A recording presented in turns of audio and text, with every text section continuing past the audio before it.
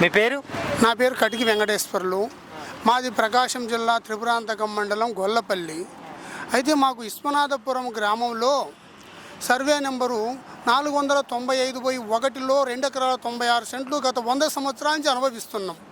YCP ప్రభుత్వం వాళ్ళు వచ్చి కొందరు విద్రోహ శక్తులు, కొందరు రాజకీయ నాయకుల కుట్రలతో రెవెన్యూ ఆఫీసర్ని రెడీ చేసుకొని వాళ్ళు ఏం చేశారంటే జేసీ గారితో డైరెక్ట్ ఆర్డర్ ఇప్పించాడు.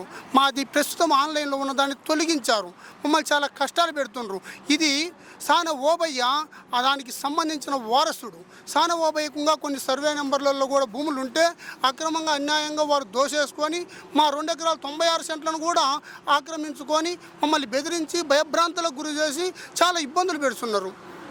మరి ఈ వైసీపీ ప్రభుత్వంలో జరిగింది అంటున్నారు కదా, మరి ఎవరి దగ్గరికి మీరు వెళ్ళలేదా? వైసీపీ ప్రభుత్వంలో అందరికీ కలెక్టర్ వాళ్ళకు ఎన్ని ఇచ్చినా కూడా పట్టించుకోకుండా మాది పక్కన పెట్టేసి మేము ఎన్ని ఆధారాలు ఇచ్చినా పట్టించుకోవట్లేదు. దానికి 1A ఉంది, 10(1) ఉన్నాయి, అన్ని ఆధారాలు ఉన్నాయి, 1B ఉంది, అన్ని తీసుకొని కూడా వాళ్ళకు సమర్పించినా పట్టించుకోకుండా పక్కన పెట్టి వాడికి హక్కు లేని వాడికి సాని శ్రీనివాసులు, సన్నాపు చెన్నయ్య, సన్ అలియాస్ వెంకట చెన్నయ్య కుమారుడు అక్రమంగా దీన్ని ఆర్డర్ తెప్పించుకుని డబ్బులు లంచం పెట్టేసి.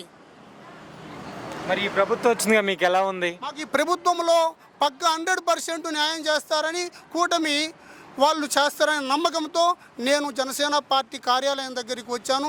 అట్లనే ఎన్డీఏ ప్రభుత్వం మన నారా లోకేష్ను కూడా కలుస్తాను. నా యొక్క సమస్యలను వాళ్ళని విన్నవించడానికే నేను అన్ని కూడా మూటగట్టుకొని ఈ కార్యాలయానికి వచ్చాను, జనసేన పార్టీ కేంద్ర కార్యాలయానికి. నాకు పక్క 100% నా యొక్క నివేదికలను సమర్పిస్తాను. నేను వాటిని పరిశీలించి నాకు 100% న్యాయం చేస్తారని భగవంతుడి సాక్షిగా వాళ్ళని నమ్ముతున్నాను. మరి ఇప్పుడు ఇలా వచ్చారు కదా, ప్రజా దర్బార్కి ఇలా వచ్చి కూర్చున్నారు కదా, ఇదివరకు జగన్మోహన్ రెడ్డి గారు అధికారంలో ఉన్నప్పుడు ఇలా వెళ్ళి మీ సమస్యను చెప్పుకున్నారా?